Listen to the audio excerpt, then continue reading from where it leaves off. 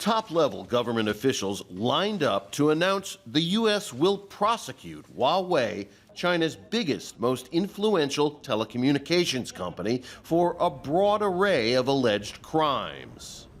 The criminal activity alleged in this indictment goes back at least 10 years and goes all the way to the top of the company. 2 grand jury indictments charge Huawei with theft of corporate secrets, evasion of U.S. sanctions on Iran, obstruction of justice, and other offenses.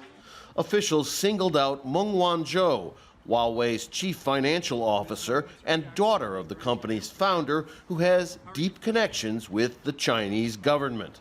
The U.S. says Meng worked to evade U.S. sanctions on Iran by selling Huawei products to Tehran using a front corporation set up by Huawei. Meng is under house arrest in Canada. The U.S. plans to extradite her for prosecution.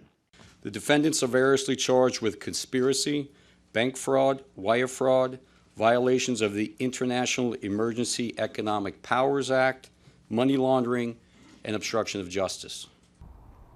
The detention of Meng has infuriated the Chinese government, which is pressuring Canada to let her go free.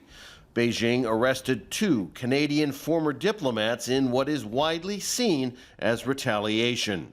Officials outlined a tale of audacious corporate espionage in which Huawei officials tried to steal secrets from T-Mobile about a smartphone testing robot called Tappy. Huawei entities directed employees to take photographs, take measurements, and take other protected information without permission. And finally, when all this still did not get them what they were looking for, they tried to steal Tappy's robotic arm in order for engineers in China to replicate it. The Trump administration has been sounding the alarm about China's efforts to achieve supremacy in high technology. Huawei components are being used to create the new architecture of global super high-speed 5G internet technology.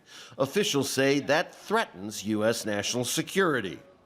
As Americans, we should all be concerned about the potential for any company beholden to a foreign government, especially one that doesn't share our values, to burrow into the American telecommunications market. The charges come against the backdrop of the damaging U.S.-China trade war, which has stretched on for months. Trade talks between the 2 countries will resume on Wednesday. Rob Reynolds, Al Jazeera.